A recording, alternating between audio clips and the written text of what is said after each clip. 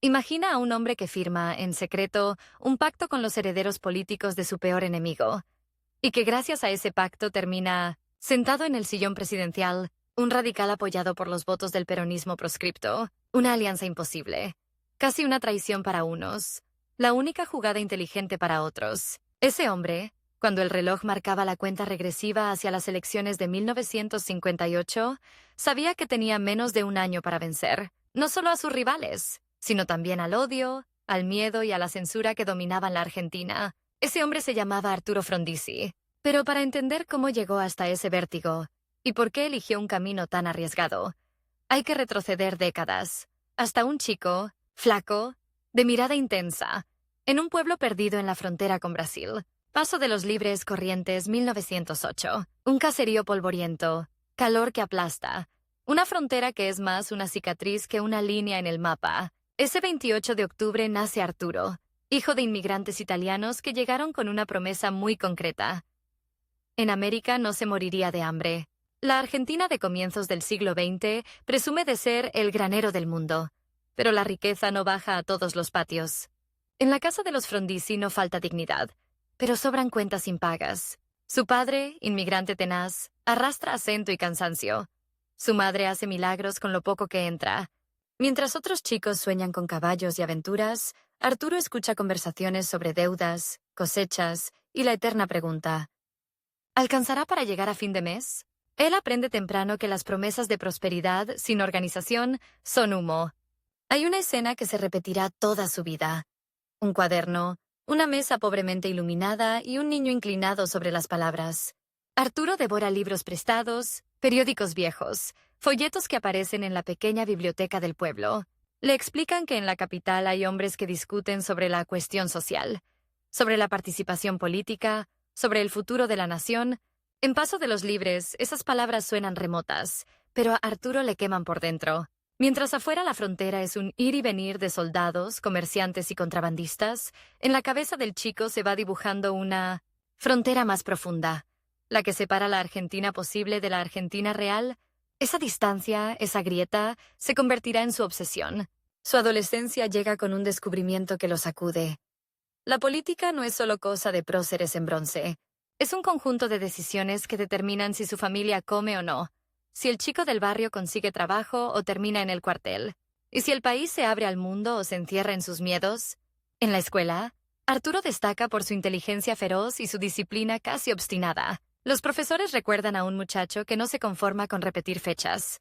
Quiere entender causas y consecuencias. Empieza a escuchar nombres: Hipólito Yrigoyen, la Unión Cívica Radical, el voto secreto y obligatorio que, dicen, cambió para siempre el juego político. Cuando oye que Yrigoyen fue derrocado por un golpe de Estado en 1930, algo se quiebra en él.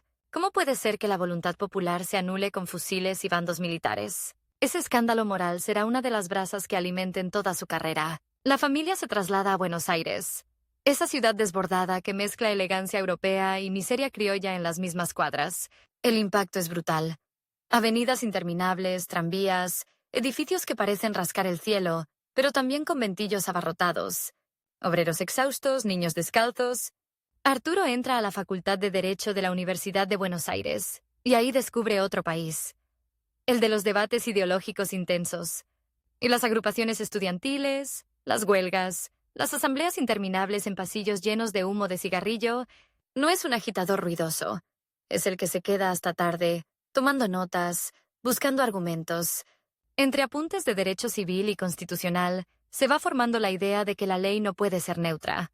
Está siempre al servicio de alguien, de un grupo, de un proyecto de país. En esos años se obsesiona con un tema que parecería técnico, pero que será una de sus banderas políticas más fuertes: el petróleo. En un país que importa combustible mientras tiene vastas reservas sin explotar, Arturo ve no solo un problema económico, sino un símbolo de dependencia. Escribe, investiga, discute. Se convence de que la Argentina no será verdaderamente soberana hasta que controle sus recursos estratégicos. Este detalle aparentemente frío se convertirá en uno de los núcleos dramáticos de su futura presidencia, y también en el arma que sus enemigos usarán para acusarlo de traidor cuando firme contratos con empresas extranjeras. La ironía ya está plantada, aunque él todavía no lo sabe. En la universidad, Arturo se acerca definitivamente a la Unión Cívica Radical. No lo seduce el mero nombre histórico, sino la promesa de un país más justo y más democrático. Los veteranos radicales lo miran con una mezcla de desconfianza y esperanza. Demasiado joven, demasiado intelectual, demasiado insistente con sus ideas. Pero su disciplina, su capacidad para escribir discursos claros y su estilo sobrio lo vuelven indispensable. No es el tribuno que enciende multitudes. Es el estratega que ordena el caos. Poco a poco, el muchacho de Paso de los Libres se convierte en una figura respetada en los círculos juveniles del partido. Empiezan a invitarlo a reuniones más reservadas, donde no se habla de consignas, sino de poder. En esos cuartos llenos de humo, en mesas donde se apilan cafés y expedientes, aparece pronto el nombre de un hombre que será, por años, su reflejo invertido, su rival íntimo. Ricardo Balbín. Balbín es otro radical de raza, otro abogado, otro hijo de una Argentina que quiere ser moderna sin dejar de ser profunda. De entrada, la comparación es inevitable. Ambos son inteligentes. Ambos son tenaces. Ambos quieren influir en el destino del radicalismo y, por extensión, del país. Pero hay matices. Mientras Arturo piensa en términos de desarrollo económico, industrialización, apertura controlada al capital extranjero, Balbín vibra más con el discurso ético, con la pureza doctrinaria, con la identidad histórica del partido. Esa diferencia, al principio sutil, se irá agrandando hasta convertirse en un abismo. La década del 40 los encuentra en un país que entra en ebullición. Del mundo llegan noticias de guerra, fascismo, nazismo, revolución. En la Argentina emerge una figura que lo va a trastornar todo. Juan Domingo Perón. Desde la Secretaría de Trabajo, Perón seduce a las masas obreras con mejoras concretas, con derechos que se vuelven realidad en el sueldo y en la mesa. Para los radicales, la aparición de Perón es un terremoto. Algunos lo ven como un demagogo peligroso. Otros, como el hombre capaz de hacer lo que los partidos tradicionales no supieron o no quisieron. Arturo observa, analiza, escribe. No puede ignorar la potencia del nuevo movimiento, pero también le preocupa la concentración de poder, el culto al líder, las tensiones con la prensa y la oposición. Balbín, por su parte, se afila como opositor frontal. Se empieza a trazar el triángulo que definirá años de política argentina. Peronismo, radicalismo y las Fuerzas Armadas, siempre acechando desde los cuarteles. En 1946, Arturo Frondizi es elegido diputado nacional. Es su salto definitivo a la primera línea. En el Congreso, su estilo vuelve a destacarse. Trabaja obsesivamente, estudia cada proyecto, prepara discursos milimétricamente. Se gana fama de hombre serio, casi ascético, pero el clima no es tranquilo. El gobierno peronista y la oposición radical chocan en todos los frentes, desde la educación hasta la economía, desde la libertad, de prensa hasta el rol de los sindicatos. En el recinto, Frondizi levanta la voz contra los excesos del poder, pero también se distancia de una oposición que, según él, a veces, prefiere el gesto simbólico antes que la propuesta concreta. Para sus aliados, esa sutileza es lucidez. Para sus críticos, es tibieza. En política, la duda es un lujo caro. El país se polariza. La confrontación con el peronismo se vuelve cada vez más dura. Surgen proscripciones, presos políticos, persecuciones. Las Fuerzas Armadas miran con creciente incomodidad el avance del movimiento liderado por Perón. Arturo, que aborrece la idea del golpe de Estado, sabe sin embargo que el clima está cargado de electricidad. En los pasillos del Congreso circulan rumores de conspiraciones, listas negras, nombres marcados, y mientras la tormenta se prepara, la tensión dentro del propio radicalismo también crece. Las discusiones en los comités ya no son solo contra el gobierno, sino entre ellos mismos. ¿Debe el partido endurecerse y romper todo puente con el peronismo? ¿O debe pensar en un futuro donde esas masas obreras, hoy encuadradas, sigan siendo un actor central? En esas disputas, Frondizi y Balbín empiezan a ubicarse en veredas distintas. Llega 1955 y con él un episodio que partirá en dos la historia argentina. El derrocamiento violento de Perón por parte de sectores, militares, civiles, conservadores y también opositores de vieja data. Bombardeos sobre Plaza de Mayo, fusiles apuntando contra símbolos que hasta ayer eran intocables, banderas quemadas, estatuas derribadas. La autodenominada Revolución Libertadora promete restaurar la democracia, pero lo primero que hace es proscribir al peronismo, prohibir su nombre, perseguir a sus militantes. Es un silencio impuesto a millones de personas. Para Arturo, el panorama es tan peligroso como lleno de oportunidades. El tablero quedó abierto, pero también minado. Si el radicalismo quiere gobernar, deberá decidir qué hacer con ese gigantesco sector social condenado a la clandestinidad. Y aquí la diferencia con Balbín se transforma en ruptura. En 1956, la tensión dentro de la Unión Cívica Radical explota. Dos visiones irreconciliables chocan frontalmente. De un lado, Ricardo Balbín y los que priorizan la identidad histórica del partido. La confrontación abierta, la resistencia al peronismo y su legado. Del otro, Arturo Frondizi y los que sostienen que sin integrar a los peronistas, aunque sea de forma indirecta, no habrá gobernabilidad ni estabilidad duradera. No se discute solo una táctica electoral. Se discute qué país quieren construir. El resultado es una fractura dramática. Nacen la Unión Cívica Radical del Pueblo, encabezada por Balbín, y la Unión Cívica Radical, Intransigente, liderada por Frondizi. La palabra intransigente no es casual. Quiere decir que no cederán en su convicción de que hay que transformar la estructura económica del país, aunque para eso haya que hacer alianzas impensables. En ese momento se instala el conflicto que marcará la vida de Arturo. La competencia directa, despiadada pero profundamente política, con Balbín, no se odian, pero se necesitan como antagonistas. Cada discurso de uno parece una respuesta al otro. Cada estrategia electoral, un movimiento de ajedrez en una partida donde el premio no es solo el gobierno, sino la definición simbólica de la oposición al peronismo. Como si esto fuera poco, hay un reloj que marca una cuenta regresiva implacable. Las elecciones de 1958 se acercan. Faltan menos de 2 años. Menos de 2 años para convencer a un país traumatizado por golpes y proscripciones de que la apuesta de Frondizi, una alianza soterrada, con el peronismo proscripto, un programa de desarrollo acelerado, un intento de tender puentes donde otros quieren muros.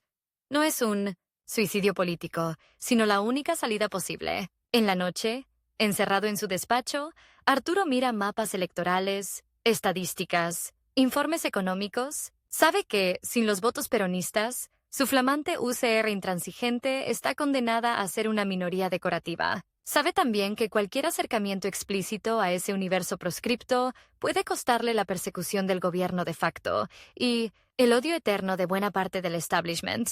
Su rival, Balbín, juega una carta más pura.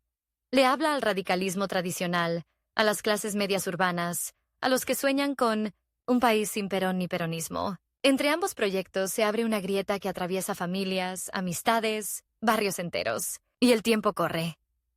Cada día que pasa sin una decisión clara es un día perdido en una carrera donde no hay segundas oportunidades. Es aquí donde el chico de paso de los libres, el estudiante obsesionado de derecho, el diputado minucioso, el intelectual del petróleo, se enfrenta al desafío más grande de su vida hasta entonces. Tiene una ventaja. Su mente está entrenada para pensar a largo plazo, para conectar datos dispersos, para imaginar escenarios futuros. Tiene una desventaja igual de pesada. Su estilo sobrio y cerebral no enciende multitudes con facilidad. No es un caudillo, no es un tribuno carismático, es un estratega.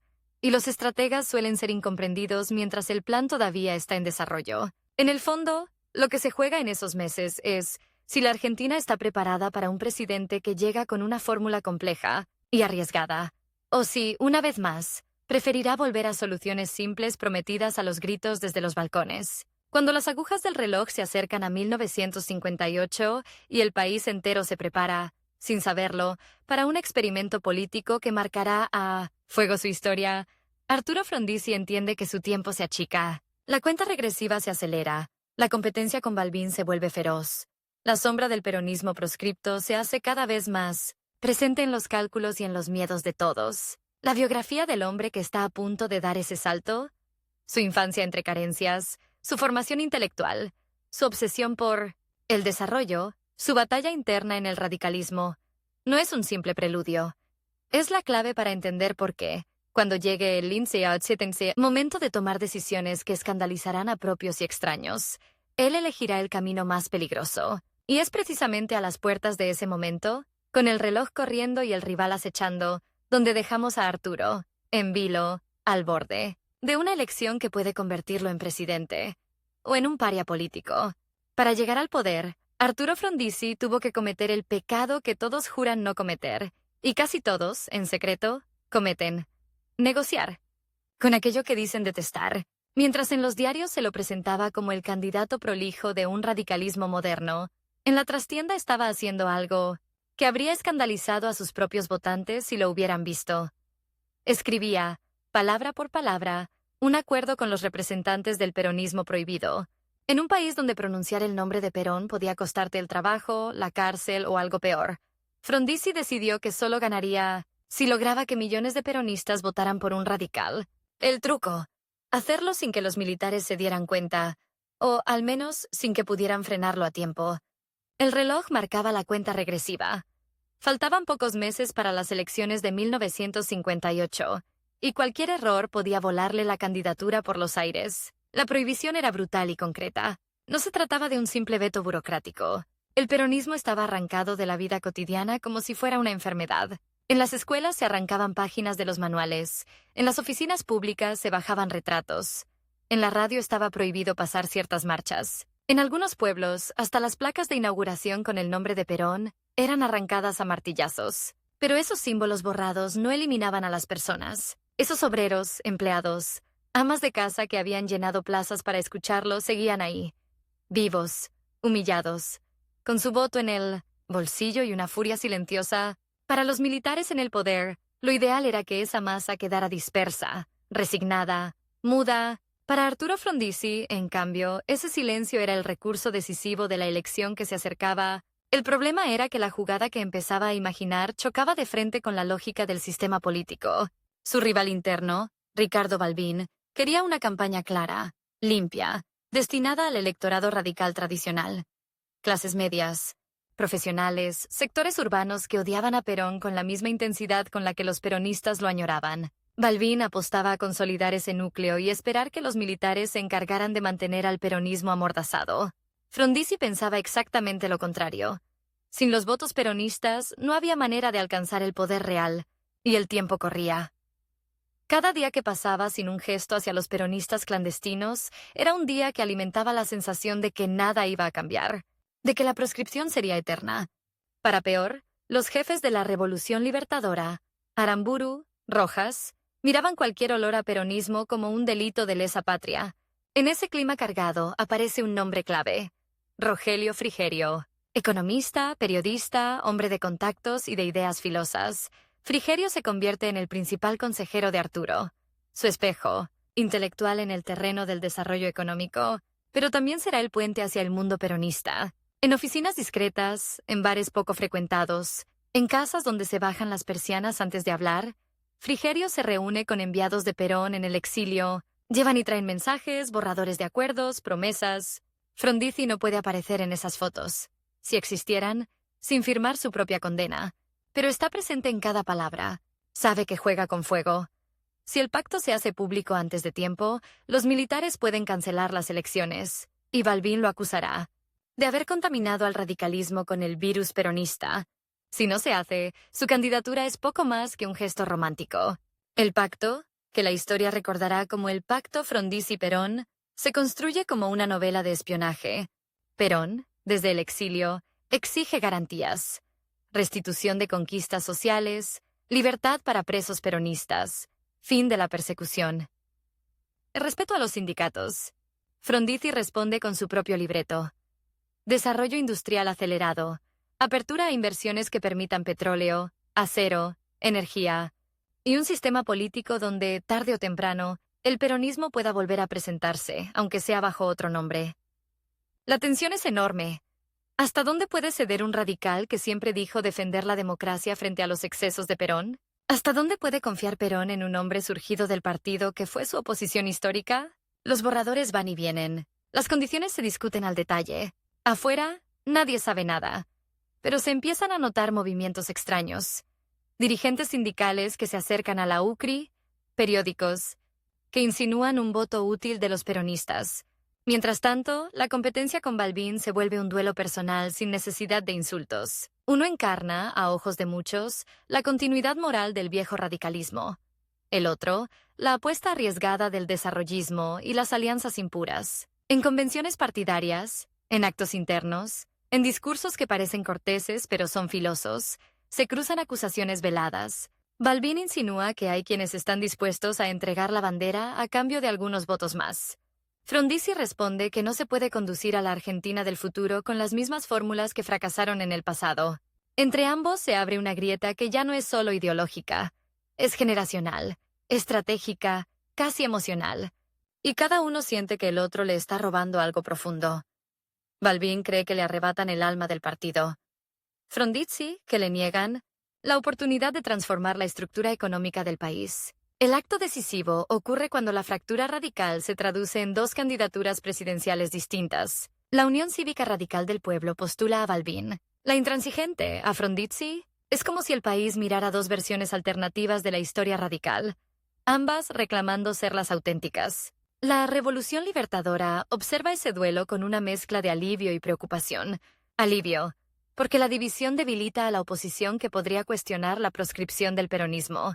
Preocupación, porque empiezan a circular rumores. Perón, desde lejos, habría dado una orden precisa a sus seguidores. Votar a Frondizi.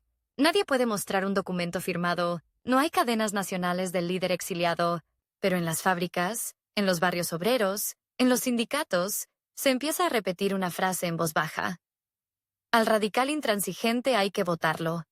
Es el voto de los invisibles, los proscritos, los prohibidos. A medida que se acerca febrero de 1958, el tiempo deja de ser una abstracción y se convierte en una amenaza concreta. Cada semana trae una nueva tentativa de sabotaje contra el proceso electoral. Algunos oficiales plantean, abiertamente, cancelar los comicios si se confirma que el peronismo votará en masa a Frondizi. Hay reuniones tensas en los cuarteles, informes secretos, maniobras de último momento.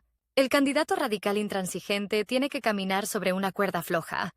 Si se muestra demasiado cercano a los peronistas, puede provocar un golpe preventivo.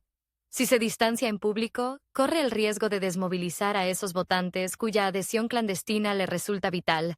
Es una carrera contrarreloj en dos frentes. En los balcones de campaña, Arturo pronuncia discursos estudiadamente ambiguos. Habla de superar los odios, de integrar a todos, los argentinos, de poner fin a las proscripciones, sin nombrar jamás a Perón. En los pequeños comités, en cambio, sus allegados murmuran la versión más cruda. Con el voto de ellos ganamos. La campaña se vuelve una explosión de contrastes visuales. Por un lado, los actos de la UCRI, con banderas radicales, consignas desarrollistas, promesas de fábricas, rutas y petróleo propio. Por otro, la presencia silenciosa de miles de peronistas que asisten sin insignias, sin bombos, sin camisetas, como si estuvieran infiltrados en una fiesta ajena. Muchos esconden el distintivo celeste y blanco con el rostro de Perón en el bolsillo interior del saco, como un amuleto clandestino. Saben que no pueden mostrarlo, pero también saben por quién van a votar. Las plazas se llenan de una mezcla rara. Viejos radicales que miran con recelo a esos desconocidos, y peronistas que escuchan, con una mezcla de escepticismo y esperanza, a un abogado flaco, de traje oscuro, que promete desarrollo con justicia social, sin levantarse el saco ni gritar como un caudillo. El contraste es tan fuerte que, en algunas crónicas privadas de la época, se relata que hay obreros que se van de los actos diciendo: «No me llena el corazón, pero me llena la cabeza». Balbín, mientras tanto, recorre el país con su propio mensaje. Se presenta como el defensor de la institucionalidad sin atajos ni pactos ocultos. Sus discursos insisten en la necesidad de un radicalismo coherente, sin dobleces. Para muchos militantes, su figura encarna la dignidad de la oposición, el hombre que no se sentará a negociar con aquello que siempre combatió. Su campaña es honesta, pero en un contexto donde millones de votos están escondidos bajo la alfombra, la honestidad puede volverse desventaja estratégica. La competencia entre ambos no es solo de ideas, sino de velocidad. ¿Quién logrará sintonizar mejor con un país traumatizado, dividido, cansado de golpes y proscripciones? Cada encuesta informal, cada charla de café, cada rumor en un sindicato se vuelve una pieza más del rompecabezas. Y mientras tanto, en los despachos militares, los teléfonos no dejan de sonar. Llega por fin el 23 de febrero de 1958. En la madrugada, las urnas vacías son apenas cajas de madera alineadas en escuelas semioscuras. A medida que avanza el día, esas cajas se van llenando de sobres que no dicen Perón, pero que, en muchos casos, llevan la marca de su influencia. La escena se repite en todo el país. Hombres y mujeres que, durante años, sintieron que su opinión no contaba, se paran frente a la urna con un gesto de desafío íntimo. Algunos peronistas votan a Frondizi con rabia, como si estuvieran tragando algo amargo. Otros, con la calculada frialdad de quien entiende que esta es la única jugada posible. Los radicales tradicionales, por su parte, se dividen. Unos apuestan por Balbín sin dudarlo. Otros, convencidos de que la unidad partidaria hace tiempo voló por los aires, optan por Arturo como única chance de derrotar al régimen militar. Cada sobre que cae dentro de la urna es un pequeño golpe seco, un tic en el reloj de la historia. La noche del escrutinio es un thriller político en tiempo real. En los comités, las pizarras se llenan de números escritos a las apuradas, borrados y reescritos. En las radios, los locutores dan resultados parciales con voz temblorosa. En algunos cuarteles, los oficiales siguen los datos con un silencio denso. Cuando se confirma la tendencia, el dato es demoledor. Arturo Frondizi gana las elecciones con una diferencia que no se explica sin el voto masivo de los peronistas. Balbín queda derrotado. La vieja guardia radical contempla, atónita, cómo el hijo de paso de los libres, el abogado obsesionado con el petróleo, el líder de la fracción intransigente, se convierte en presidente electo gracias a la maquinaria silenciosa del movimiento que el régimen prometió erradicar para siempre. Algunos hablan de traición, otros de genialidad política. Para los peronistas es una victoria sin nombre. Ellos ganan sin tener candidato propio. Pero la victoria trae consigo una nueva cuenta regresiva. Desde la noche misma del triunfo, Frondizi sabe que no tiene 4 años por delante. Tiene, con suerte, unos meses para demostrar que puede gobernar sin provocar un nuevo golpe. Los militares aceptan a regañadientes el resultado. No se animan a desconocer las urnas, pero dejan claro que su tolerancia tiene límites. Aramburu y Rojas envían señales. Habrá vigilancia, presión, condiciones. No quieren ver banderas peronistas en las calles. No quieren discursos que cuestionen la proscripción. No quieren que el nuevo presidente olvide quién le permitió asumir. Al mismo tiempo, del otro lado del tablero, los peronistas reclaman el cumplimiento del pacto. Esperan gestos concretos. Liberación de presos, fin de las proscripciones más grotescas, espacio para los sindicatos. Frondizi queda atrapado entre dos fuerzas gigantescas que tironean en direcciones opuestas. Cada día que pasa, la cuerda se tensa un poco más. En los días previos a su asunción, la escena se repite en distintos despachos. Mapas, informes económicos, estudios sobre producción industrial, estadísticas de pobreza. Frondizi y su equipo trabajan a un ritmo frenético. Saben que heredan un país estancado, con un aparato productivo envejecido, un sector agroexportador poderoso pero insuficiente, una industria que pide protección y capital, y un Estado que no sabe cómo administrar esos intereses en pugna. El presidente electo insiste en su programa de desarrollo. Petróleo propio, siderurgia, energía, infraestructura. Quiere convertir a la Argentina en un país capaz de sostener su propio crecimiento sin depender de decisiones tomadas en Londres, Nueva York o Washington. Pero para eso necesita inversiones, créditos, acuerdos internacionales. Y aquí aparece, de nuevo, la contradicción que lo perseguirá. ¿Cómo reconciliar la idea de soberanía económica con la firma de contratos con empresas extranjeras? La semilla del conflicto futuro ya está plantada. La tensión con Balbín no desaparece con la elección. Se transforma. El derrotado se convierte en el jefe de una oposición que no le va a perdonar a Frondizi ni una sola inconsistencia. Desde la UCR del pueblo, Balbín se prepara para controlar, criticar, denunciar. Sabe que el nuevo presidente está atado a compromisos contradictorios y que cada gesto hacia los peronistas puede alienar a una parte del radicalismo histórico. En el fondo, la competencia entre ambos entra en una nueva fase. Ya no se trata de quién conquista más votos, sino de quién quedará ante la historia. Como el verdadero continuador del legado radical, cada discurso de Balbín en el Congreso, cada declaración pública, tendrá un destinatario implícito. El hombre que llegó a la Casa Rosada gracias a un pacto que muchos consideran innombrable, cuando finalmente llega el 1 de mayo de 1958 y Arturo Frondizi cruza las puertas de la Casa Rosada como presidente, el contraste con su imagen de campaña es brutal.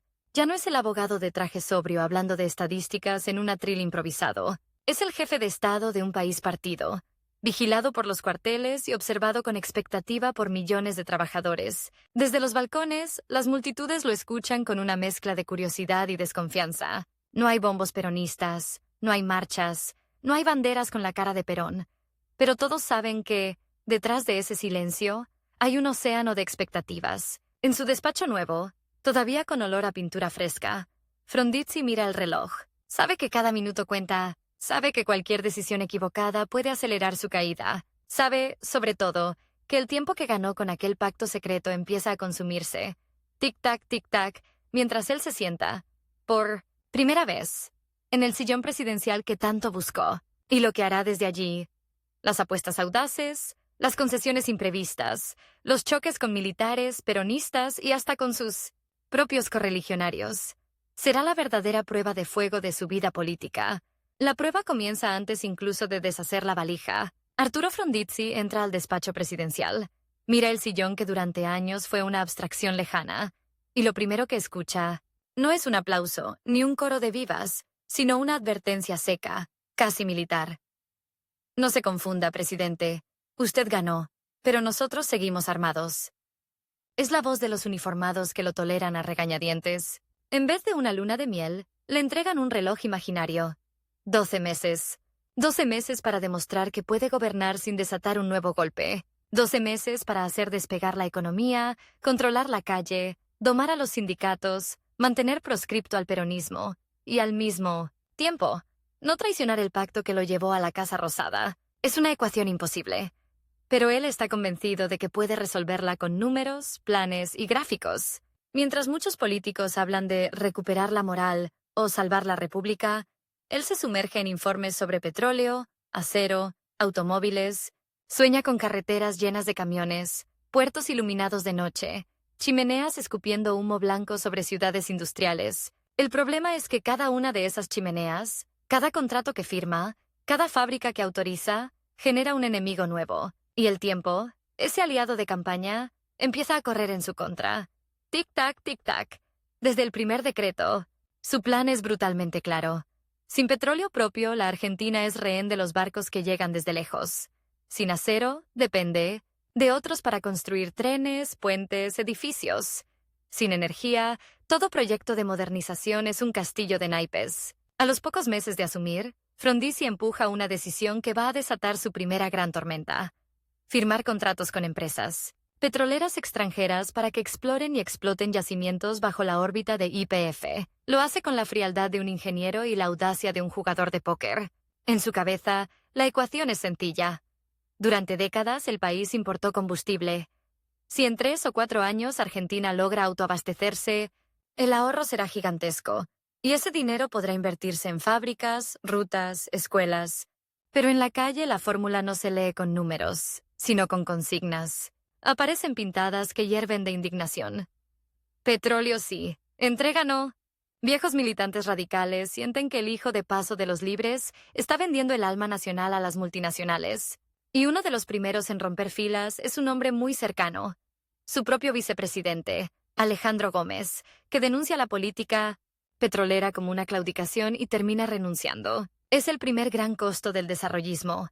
Para ganar autonomía económica, Frondizi debe soportar que lo acusen de entregar la soberanía. En el Congreso, la batalla se vuelve casi teatral. Frente al presidente, en la otra vereda, aparece una figura que ya conoce de memoria: Ricardo Balbín. La competencia que empezó en las internas radicales ahora se traslada a la arena institucional.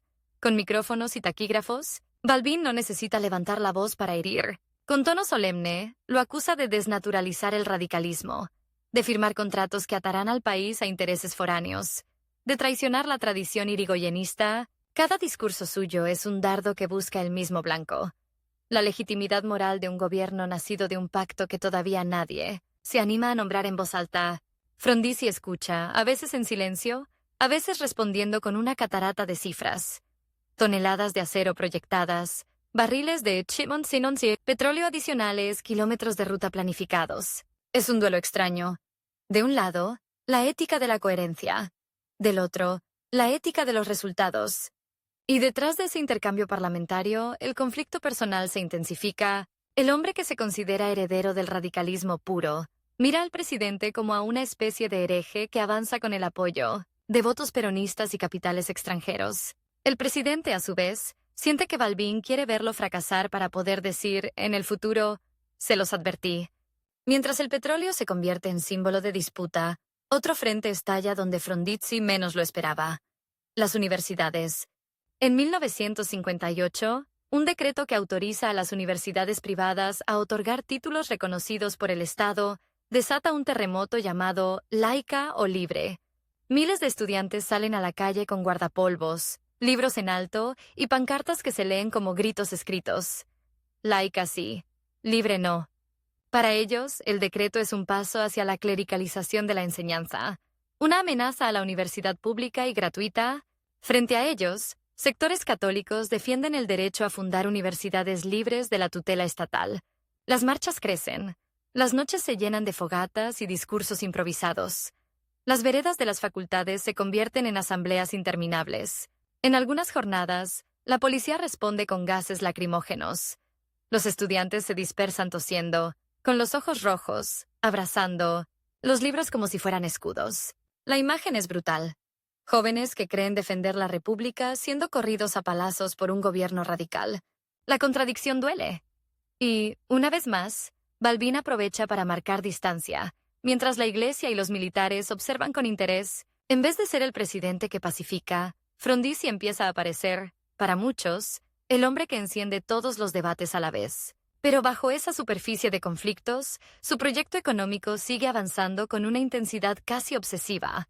En pocos años, la Argentina se llena de nombres nuevos: Fiat, Peugeot, Kaiser, empresas automotrices que desembarcan con plantas brillantes, y líneas de montaje que parecen salidas de una película norteamericana. Hay ciudades donde hasta ayer se escuchaba solo el silencio del campo, y de pronto se levantan galpones enormes, se instalan grúas, llegan ingenieros italianos, franceses, estadounidenses. En San Nicolás, el proyecto de Somisa promete convertir el río en una arteria de acero. En otras provincias, nacen polos petroquímicos, represas hidroeléctricas, fábricas de celulosa. Frondizi recorre esas obras como un padre que visita a sus hijos recién nacidos. Se lo ve con casco blanco, traje oscuro, zapatos llenos de polvo, sonriendo frente a máquinas gigantes que rugen como bestias de hierro. Los números, por un momento, parecen darle la razón. La producción industrial crece. El autoabastecimiento de petróleo se acerca. El país empieza a parecerse, aunque sea en esqueleto, a la potencia moderna que figura en sus libros. Pero la fiesta tiene un lado oscuro. Inflación persistente, salarios que se atrasan, despidos en sectores tradicionales, tensiones. Con sindicatos que sienten que ese desarrollo no se traduce en mejoras concretas para los trabajadores. Los gremios peronistas, en particular, se convierten en un termómetro peligroso. Durante la campaña, muchos de sus dirigentes apostaron por Frondizi como la única puerta posible para salir de la proscripción. Ahora exigen que esa apuesta se pague con hechos. Amnistías más amplias, fin de la persecución, reconocimiento pleno del peronismo político. El presidente intenta un equilibrio casi suicida. Ofrece algunos gestos, permite cierta recomposición salarial, sostiene negociaciones discretas con la CGT, pero al mismo tiempo sabe que cualquier paso demasiado visible hacia los peronistas puede provocar la ira de los cuarteles. Las huelgas se multiplican. En los talleres se cantan consignas que mezclan el resentimiento contra los militares con la desilusión hacia el gobierno. La presión es tan fuerte que, en 1960, Frondizi toma una decisión que lo va a perseguir durante décadas. Firma el Plan Conintes, un régimen de conmoción interna del Estado que permite militarizar la represión de conflictos sociales. De golpe, el desarrollista que hablaba de integrar a todos los argentinos pone a disposición de los uniformados la posibilidad de detener obreros, estudiantes, militantes políticos y enviarlos a cárceles militares. En barrios obreros, la madrugada se llena de golpes secos en las puertas. Soldados que entran con casco, fusil y lista en mano se llevan a hombres en pijama delante de sus hijos. El mismo gobierno que nació gracias al voto de los proscritos ahora encarcela a muchos de ellos acusándolos de subversión.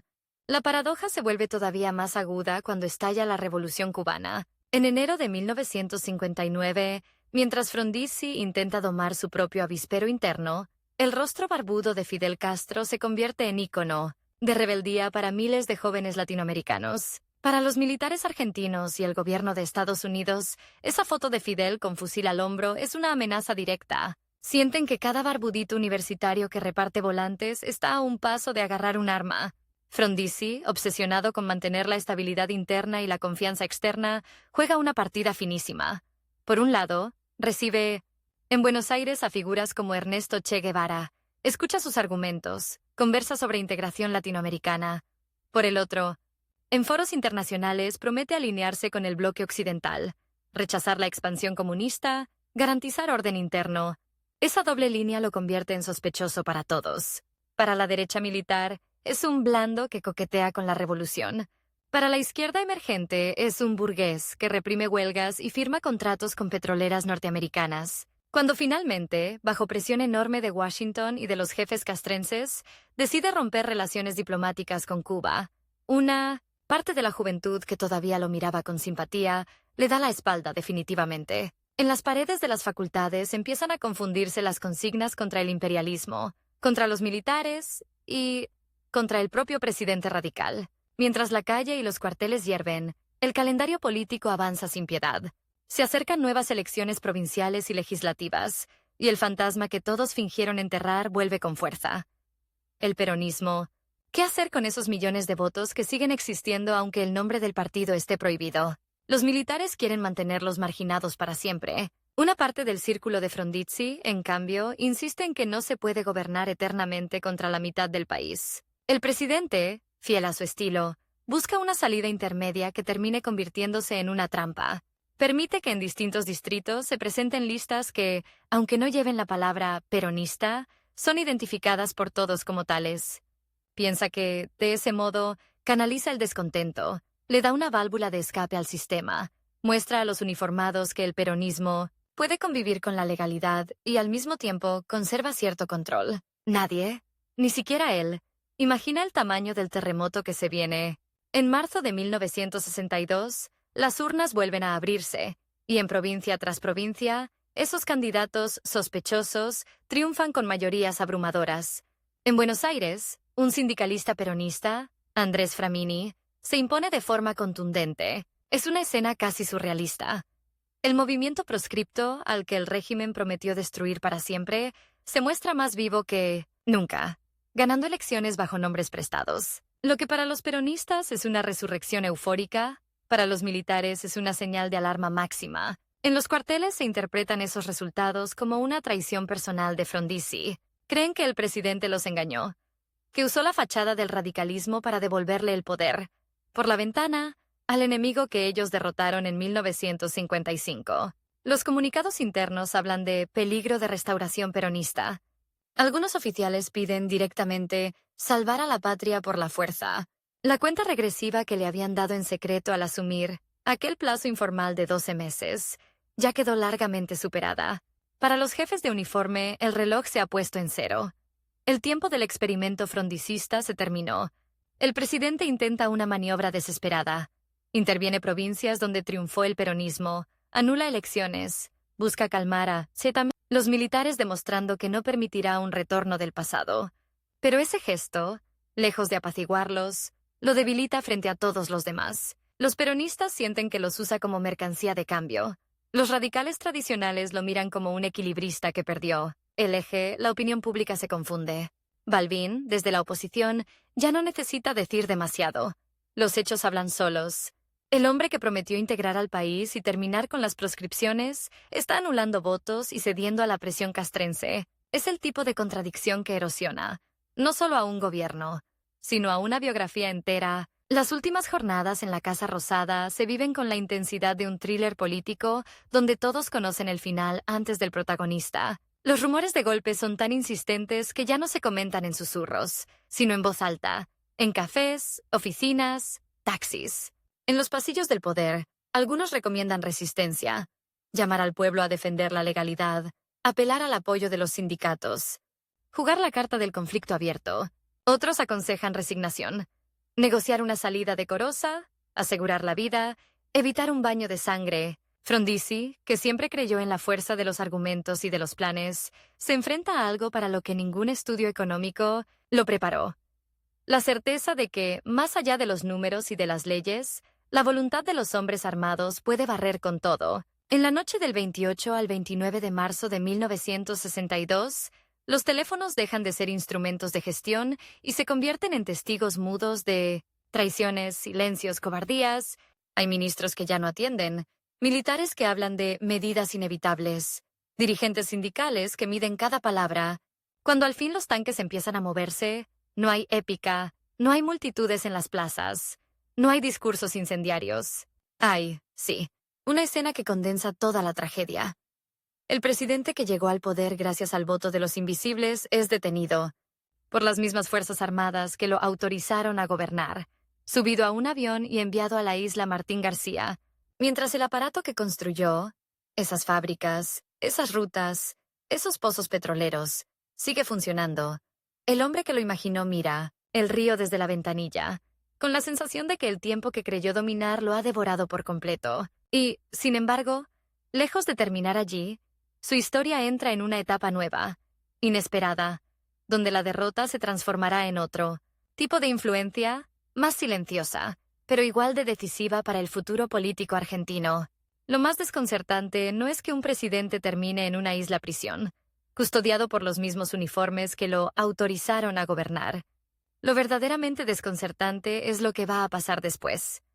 Años más tarde, algunos de esos mismos hombres de uniforme tocarán el timbre de su departamento, en silencio, para pedirle consejos. El caído se volverá asesor de los que lo derrocaron. Es un giro tan absurdo que, contado sin nombres, parecería una fábula política latinoamericana. Pero tiene nombre y apellido. Arturo Frondizi. Y el reloj que en la Casa Rosada marcaba la cuenta regresiva hacia el golpe, ahora empieza a medir otra cosa. ¿Cuánto tiempo le queda? Para intentar corregir, desde la sombra, lo que no pudo consolidar desde el poder. En Martín García, la rutina es una mezcla de castigo y pausa forzada. El expresidente camina por un patio cercado. Cuenta los pasos como si fueran años. Mira el río sin saber si lo acerca o lo aleja del país real. De noche, la bruma cubre la isla y convierte las luces lejanas en manchas temblorosas. A veces escucha motores de lanchas, voces entrecortadas, órdenes que no alcanzan a volverse palabra. Allí no hay multitudes ni micrófonos. Hay silencio, eco de pasos y una cama dura donde el insomnio se acuesta primero. Frondizi llena ese vacío con páginas. Escribe, subraya libros, traza esquemas de desarrollo como quien dibuja puentes sobre el agua. Anota ideas como si aún estuviera en campaña. Integración regional, energía como columna vertebral, modernización inevitable. Para los militares que lo vigilan, es un preso más. Para él, es un presidente en pausa. Un hombre convencido de que aún no dijo su última palabra. Mientras tanto, en el continente, las biografías paralelas siguen moviéndose. Ricardo Balbín, su eterno competidor, recorre el país denunciando proscripciones, golpes, arbitrariedades. No tiene despacho presidencial ni chofer oficial, pero tiene algo que en esos años vale casi lo mismo. La autoridad moral del que puede decir yo no pacté con ellos. Cada vez que un periodista menciona a Frondizi, la sombra de Balbín aparece como contraste. El radical coherente frente al radical. Pragmático. El opositor que se mantuvo afuera frente al que aceptó entrar al juego de los cuarteles. La rivalidad que comenzó en internas partidarias ahora se transforma en un choque de legados en tiempo real. ¿Quién tiene razón? ¿El que arriesgó todo por intentar transformar desde adentro o el que se negó a negociar con bayonetas cerca? Cuando finalmente, en 1963, el régimen necesita legitimar su propia salida y alivianar la presión internacional, la puerta de la celda se abre. No hay trompetas ni banda militar. Solo un soldado que anuncia, sin mirarlo a los ojos, que puede irse. El hombre que entró a la cárcel como presidente depuesto sale como ciudadano común, con un puñado de libros bajo el brazo y años de 900 planes guardados en la cabeza. En el camino de regreso, mientras el auto lo lleva hacia Buenos Aires, mira por la ventanilla los campos, los pueblos, las estaciones de tren semiabandonadas. Sabe que, afuera, ya hay otro radical preparándose para ocupar la Casa Rosada, Arturo Illia. Y sabe también que Balbín, desde la UCR del pueblo, se prepara para capitalizar cada error del nuevo gobierno. Él, en cambio, no tiene partido, no tiene estructura, no tiene Estado. Tiene, eso sí, una obsesión intacta: el desarrollismo. La decisión de fundar un nuevo espacio, el movimiento de integración y desarrollo, no es solo un gesto orgánico. Es un desafío directo a su viejo rival. Es como si dijera: si el radicalismo oficial elige la nostalgia, yo me quedo con el futuro.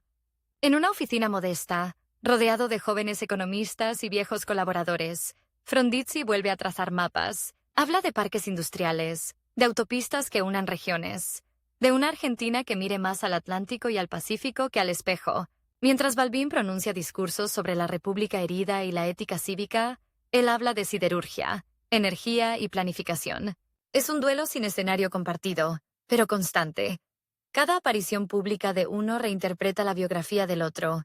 Y en el medio, una sociedad que empieza a cansarse de promesas incumplidas y alternancias entre gobiernos débiles y golpes militares. El tiempo, sin embargo, impone su propia urgencia. Los años 60 avanzan como un tren sin frenos hacia una estación oscura. Hay huelgas, conspiraciones, violencia política creciente. Los militares vuelven a asomar la cabeza, primero como garantes del orden, luego como aspirantes abiertos al poder.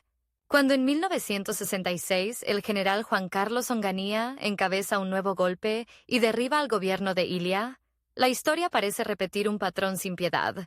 Pero aquí aparece uno de esos giros que rayan lo inverosímil. Algunos de los nuevos hombres fuertes del régimen llaman en privado a Arturo Frondizi. Quieren escuchar al experto en desarrollo. Le piden opiniones, cifras, ideas. El hombre que fue prisionero suyo ahora es consultor de facto. No le ofrecen cargos rimbombantes, pero sí la posibilidad de influir en políticas económicas, de orientar cierto rumbo. Para muchos esa escena es directamente escandalosa. Excompañeros radicales, viejos militantes que arriesgaron el cuerpo contra las botas, sienten que ver a Frondizi conversar con los uniformados, así sea para defender la industria nacional o la planificación de largo plazo, es una afrenta, una traición repetida. En cafés de Buenos Aires, el murmullo se hace grito. Siempre vuelve a lo mismo, termina al lado de ellos. Del otro lado, en algunos despachos militares, lo miran con una mezcla de respeto y desconfianza. Sabe demasiado, pero no es de los nuestros. Entre la condena moral y la sospecha castrense, él insiste en la misma justificación. Si no se discute el modelo de país en la mesa, donde se toman decisiones, se termina discutiendo en el vacío. Cree que cada reunión, cada informe, cada consejo técnico puede evitar un error grave, un desastre económico, un salto al vacío. Lo que nadie imagina es que el verdadero desastre no será solo económico. A medida que los 70 se acercan, la violencia se convierte en un lenguaje cotidiano. Secuestros, bombas, comandos armados, comunicados castrenses, comunicados guerrilleros. La vida política argentina se convierte en un tablero donde todas las piezas se mueven con pólvora. Frondizi observa ese proceso con una mezcla de espanto y lucidez amarga. En entrevistas, en artículos, en libros, repite una idea que suena casi a súplica. Sin desarrollo integral, sin inclusión económica, la democracia es un edificio de cartón. Nadie parece escuchar demasiado. Algunos jóvenes lo consideran un personaje del pasado, un moderado que no entiende la magnitud histórica de la revolución. Algunos conservadores lo ven como un técnico insistente que todavía habla de industrializar cuando el clima de época ya piensa en aniquilar al enemigo.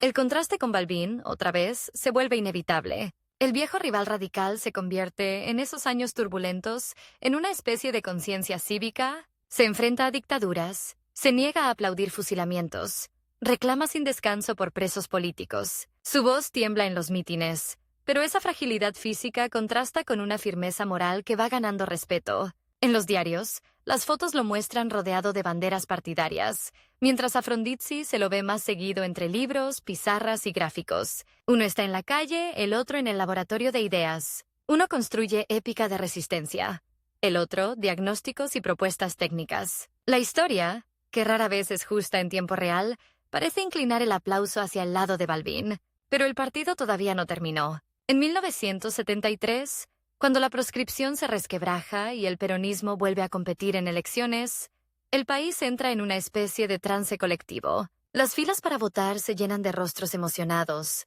lágrimas, puños en alto. En la televisión, los comentaristas hablan de restauración, de ciclo cerrado. Arturo Frondizi observa esa escena con un sabor agridulce. Sabe que mucho de lo que ocurre, la centralidad del peronismo, el peso aplastante de su símbolo, la dificultad de construir alternativas, está ligado a decisiones que él mismo tomó y a límites que no pudo romper. Balbín, mientras tanto, enfrenta su propia paradoja. Vuelve a ser candidato, compite, pierde frente a la ola peronista, se abraza. A Juan Domingo Perón, en una imagen que quedará grabada para siempre. El viejo competidor de Frondizi queda inmortalizado en una foto que habla de reconciliación nacional, ¿Cuál será, en cambio, la foto que la historia reserve para él? La esperanza de que el nuevo ciclo democrático se estabilice dura poco. El país se precipita hacia el abismo con una velocidad que desafía cualquier gráfico. Triple A, secuestros, bombas en cafés, cuerpos arrojados al río. La Argentina se acostumbra a despertar cada mañana con una nueva noticia que ayer hubiera parecido impensable. En ese contexto, la voz de Arturo Frondizi vuelve a sonar, pero no como candidato ni como jefe de Estado, sino como advertencia. Interviene en debates, escribe, propone salidas institucionales, insiste en pactos amplios que nadie parece dispuesto a firmar. Para algunos, su actitud es una reedición de su viejo pragmatismo, siempre buscando un acuerdo posible, aunque el clima se haya vuelto tóxico. Para otros, es simplemente la voz de un derrotado que no resigna su obsesión por influir. En 1976, los tanques salen otra vez. Esta vez, el golpe no se disfraza de revolución ni de proceso corrector. Se presenta directamente como proceso de reorganización nacional. Lo que sigue es uno de los periodos más oscuros de la historia argentina. Desapariciones, centros clandestinos, listas negras, censura. Una maquinaria de miedo que atraviesa barrios, fábricas, universidades. Arturo Frondizi, ya sin cargos, con el cuerpo marcado por los años, ve cómo el país que quiso modernizar se convierte en un territorio donde hasta el lenguaje se corrompe. El desarrollismo, su gran bandera, queda lateralizado por una política económica de apertura salvaje, endeudamiento y destrucción de buena parte del tejido industrial que él había ayudado a construir. Fábricas que él inauguró o impulsó cierran sus puertas.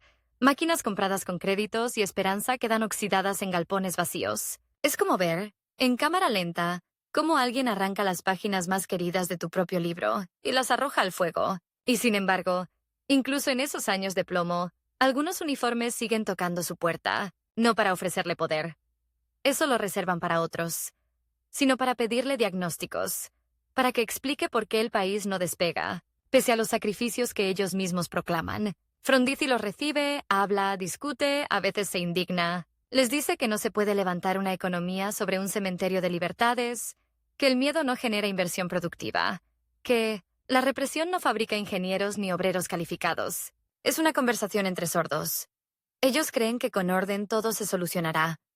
Él está convencido de que sin inclusión y sin reglas claras, el orden es solo silencio forzado. Cada reunión termina con apretones de mano fríos y promesas vagas. Cuando la puerta se cierra, el expresidente queda solo, con la sensación de estar discutiendo el futuro con hombres atrapados en un pasado autoritario. Mientras tanto, su viejo competidor libra otra batalla. Ricardo Balbín, enfermo, debilitado, sigue reclamando el retorno a la democracia, denunciando desapariciones, exigiendo elecciones. En 1981, antes de haber cumplido ese reclamo, muere. El rival de toda una vida ya no está. La noticia llega al departamento de Frondizi como un golpe seco. Más allá de las diferencias, de los reproches, de los años de puja silenciosa por el sentido del radicalismo, se ha ido el único espejo en el que podía medirse de igual a igual. La carrera que comenzaron juntos en los años 40 termina, de algún modo, con esa muerte, pero también se abre otro capítulo, el de la disputa por la memoria, sin Balbín vivo para defender su propia versión. ¿Quién contará la historia de ese duelo político? ¿Quién decidirá si la apuesta frondicista fue traición, lucidez adelantada o una mezcla incómoda de ambas cosas? Cuando la dictadura se derrumba bajo el peso de su propia tragedia y de la Guerra de Malvinas, y la democracia regresa en 1983, el clima en las calles parece sacado de otro país. Multitudes llenan plazas, cantan, abrazan, lloran. El radical Raúl Alfonsín se convierte en símbolo de una nueva etapa, mezcla de coraje civil y promesa de justicia. En las fotos se lo ve levantando el preámbulo de la Constitución como si fuera un escudo. Muchos jóvenes que no vivieron los años de Frondizi lo miran a él como el verdadero padre de la democracia. ¿Dónde queda entonces el viejo presidente desarrollista? En un piso alto de Buenos Aires, entre libros, revistas, recortes de diarios, Arturo Frondizi sigue recibiendo visitas. Economistas que lo admiran, estudiantes que quieren escucharlo, periodistas que buscan títulos, políticos que presienten que, detrás de ese hombre mayor, todavía hay una brújula. En esas charlas, el tiempo funciona como un juez implacable, pero también como un aliado tardío. Datos en mano, Frondizi muestra que muchas de las decisiones más polémicas de su presidencia, contratos petroleros, impulso a la industria, automotriz, expansión de la energía, terminaron consolidando bases que ni siquiera sus adversarios demolieron del todo. Señala mapas, curvas de producción, series históricas. Algunos se sorprenden. Descubren que la Argentina que conocen, con sus rutas, sus polos industriales, su autoabastecimiento petrolero, en determinados periodos, tiene raíces en aquellos años que muchos recuerdan solo por el golpe que los clausuró. Otros, sin embargo, no se conmueven. Preguntan por el plan Conintes, por los presos políticos, por las universidades reprimidas. Cada reconocimiento viene acompañado de una objeción.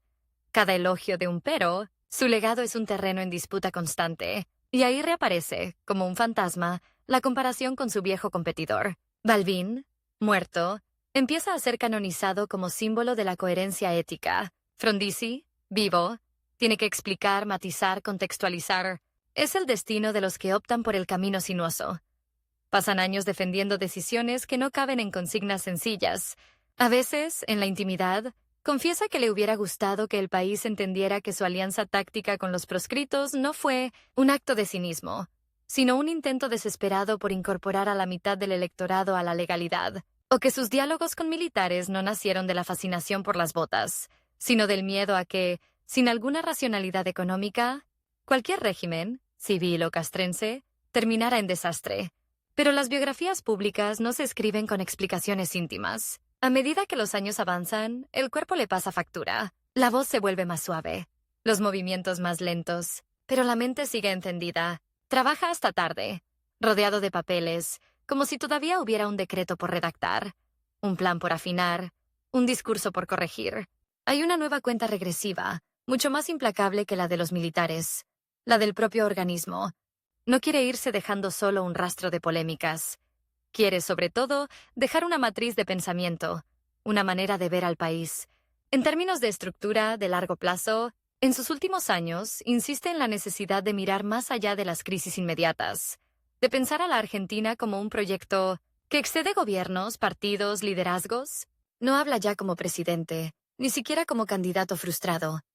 Habla como quien sabe que, cuando su voz se apague, solo quedarán sus ideas para seguir disputando sentido. En abril de 1995, el reloj se detiene. Arturo Frondizi muere en Buenos Aires. No hay multitudes espontáneas en las calles. No hay duelo nacional que paralice la vida cotidiana. Pero hay algo más sutil, y tal vez más duradero. Un debate que se reabre.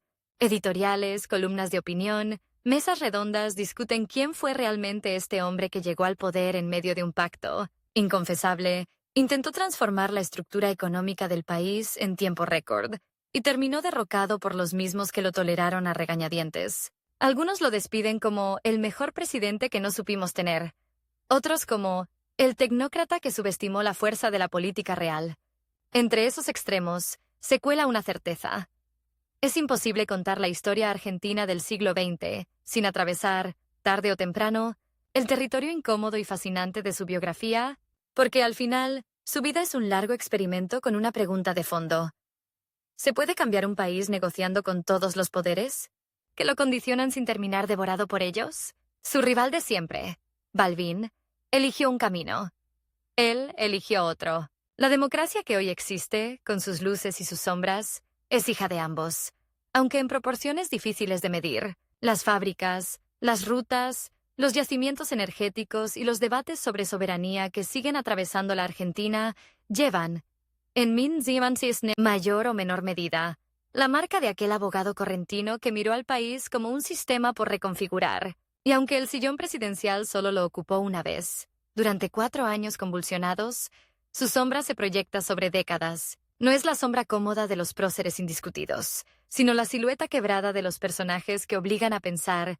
Quizás por eso, cada vez que el país se pregunta qué hacer con su desarrollo, con sus recursos, con sus alianzas, el nombre de Arturo Frondizi vuelve, como un eco, no para ofrecer respuestas fáciles, sino para recordar que, detrás de cada número, de cada plan, de cada pacto, hay siempre un reloj, marcando el tiempo que queda, y que, si algo enseñó su vida entera, de Paso de los Libres a la Casa Rosada, de Martín García a ese departamento lleno de papeles, es que ninguna estrategia, por brillante que sea, puede escapar del juicio combinado de la historia y de la memoria. Ese juicio todavía hoy sigue en marcha, y en esa deliberación silenciosa, Su figura sigue compitiendo, como en aquellas viejas internas radicales, por un lugar en el podio de los hombres que se animaron a pensar la Argentina más allá de su propio presente.